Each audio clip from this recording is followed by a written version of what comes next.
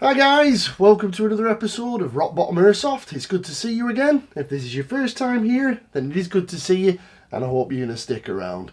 Okay, well, welcome to our weekend video. First off guys, going to have to apologise, it's only a very short one this weekend, because this cold is getting the better of me. 100%. But, obviously, I thought we'd get a little bit of a tip in. Something that I've come across quite a bit at my home site, Tazpole Airsoft.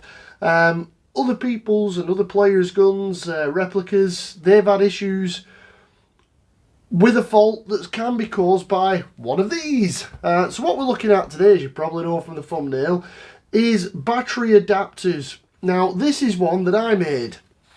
And the only reason I made this adapter was because a lot of the replicas that sometimes guys ask me to have a look at, they still have mini tamiya connectors, and all of my batteries and all of my replicas I convert to Deans. This is an Amas Deans connector.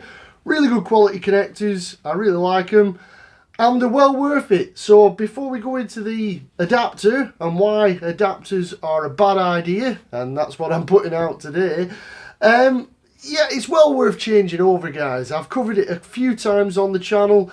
Mini tamiyas, I have encountered multiple faults. Now, the benefits of going to a Deans connector are that, one, you could argue that it's a little bit smaller. There's not much in it, to be honest, guys. But yeah, sometimes they're easier to fit into your battery compartment, especially because the battery connector is equally got the little less length to it than the mini tamiya. It's a better connection, guys. A lot of people are going to go on about current and resistance, and the fact that a mini tamiya can create more resistance. Now, that's very true, guys. You will get a higher resistance contact between your connectors on a mini tamiya than you will with the Deans, because obviously you've got more surface area on the Deans and it's a more solid contact between the two connections. So you do get less resistance. So if you're looking for peak performance, to be honest, guys, I would imagine you'll notice very little difference performance-wise swapping out to Deans from your replica's performance, but you are going to be getting less resistance in your electrical system, which is good, because less resistance means less heat, means better flow of current, should mean that your motor's more responsive, and so on. However, that's not my main benefit with it. That's not a massive thing for me. The main thing for me is Deans is a more solid contact, so when it's stuck together, it's not going to come undone. So it's a better connection all round. It's just overall better quality, and you get far less faults due to Deans than you do to mini tamiya. I've encountered a number of faults where your mini tamiya connections go down, because obviously you've only got these little pins in here, if you can make that out on camera, and those little pins are getting pushed in and out, and eventually they start to come loose and they pop out the bottom of the connector. All sorts of issues, guys, which will stop your replica working. So that is why I say to go to Deans. I cannot recommend Deans enough. If you haven't gone to Deans already, then convert to Deans. And that jumps us on to what I'm on about today, and that is adapters. Some replicas will come with an adapter, some replicas won't come with an adapter, and you will buy yourself an adapter. Adapters, guys, are a bad idea. The reason being is when you've got a connector in your replica, you've got one point of failure. A common point of failure is your connection. Either the solder joint goes down or the connector itself goes bad, and then obviously you're going to have intermittent issues or just a non-functional replica. Now, mini tamiyas are far more likely to have a problem than Deans, which is one of the reasons I say to swap them, but you still have problems with Deans. Very rare, it's usually down to your soldering. But if you have an adapter such as this, obviously you've now not just got one connection, you've got two connections. So you have 2 points of failure, guys. You're doubling up the points of failure. The other reason I say that these adapters are a bad idea is because you're still using mini tamiya. Whether you've got the Deans connected to your battery at this end or not, this end that's connected to your replica is still mini tamiya. So all the benefits you would get with Deans that we've just mentioned, plus more, you are now negating that by having a Tamiya connector at the other end of that adapter. So the adapters, guys, yes, it lets you get your replica running, but yeah, they're just not the best thing in the world. I've encountered adapters that guys have bought that the adapter goes down. So your adapter has a faulty connection in it, or the wiring gets crushed, or many other faults that can occur within that adapter that then makes the guys think that the replica's faulty. And all I do is remove the adapter from the equation and suddenly the replica works perfectly. Or, as is a common fault, because they've kept the mini tamiya connection on the replica has gone faulty and no longer functions. You get adapters for both ways, obviously, because all my batteries are Deans. That's why my adapter is this way, so it goes from mini tamiya to Deans. And that's just, I made this one up so that it's an easy way of me testing a replica from one of my friends or players at Airsoft that have asked me to have a look at the replica. It saves me having to mess about, basically.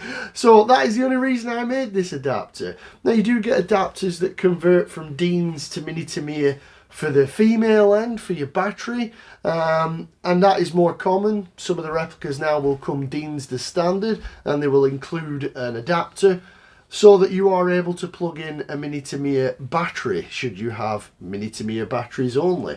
Now, to me, guys, if you get a replica that comes with Deans, that is an absolute bonus. For future batteries, just buy them with Deans pre-soldered. Or if you want to have a go, I did do a video previously showing you how to Deans and how to solder Deans connectors. You could always just Deans up your batteries, get those Deans connectors on there. If you do that, then do be very careful and only do one wire at a time so as not to have a short on your battery, which can cause fiery explosions, which we don't like.